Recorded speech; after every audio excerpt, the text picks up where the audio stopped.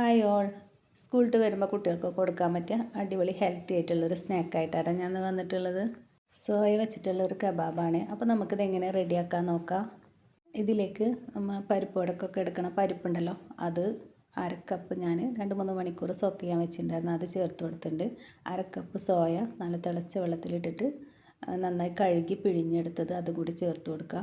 4 അല്ലി വെളുത്തുള്ളി, 2 പച്ചമുളക്, ഒരു മീഡിയം സൈസ് ഇഞ്ചി, 2 തണ്ട് കറിവേപ്പില, ചെറിയ സവാള, ഒരു പിടി മല്ലിയില കൂടെ ചേർത്ത് കൊടുക്കുക. ഇനി അതിലേക്കുള്ള പൊടികൾ ചേർത്ത് കൊടുക്കുക കേട്ടോ. 1/4 ടീസ്പൂൺ മഞ്ഞൾപ്പൊടി, 1/4 ടീസ്പൂൺ കാശ്മീരി മുളക് പൊടി, ആവശ്യത്തിനുള്ള ഉപ്പ്, 1/2 ടീസ്പൂൺ പെരിഞ്ജീരകം, 1/2 ടീസ്പൂൺ നല്ല ജീരകം, പിന്നെ 1 ടേബിൾ സ്പൂൺ ചാറ്റ് മസാല കൂടെ ചേർത്ത് കൊടുക്കുന്നുണ്ട്.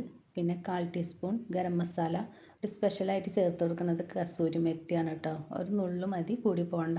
എന്നിട്ട് എല്ലാം കൂടി നന്നായി ഒന്ന് അരച്ച് എടുക്കുക. നല്ല പേസ്റ്റ് പരുവത്തിൽ അരയേണ്ട, കുറച്ച് തരിതരിപ്പോട് കൂടിയിട്ട് തന്നെ അരച്ചെടുക്കുക. അതിലേക്ക് കുറച്ച് കൂടി സവാള കൊത്തി അരിഞ്ഞതും കുറച്ച് മല്ലിയിലും കൂടി ചേർത്തിട്ട് നന്നായി കുഴച്ച് നമുക്ക് ഉരുളകളാക്കി എടുക്കാം.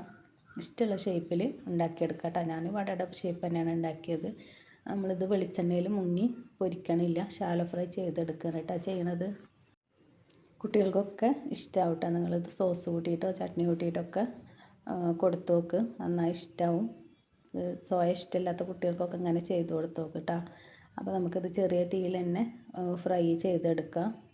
അപ്പോൾ ഈ ചാനൽ ആദ്യമായിട്ട് കാണുന്നവരാണെങ്കിൽ നിങ്ങൾക്ക് വീഡിയോ ഇഷ്ടമാവുകയാണെങ്കിൽ എന്നെ ഒന്ന് സബ്സ്ക്രൈബ് ചെയ്ത് സപ്പോർട്ട് ചെയ്യണം കേട്ടോ.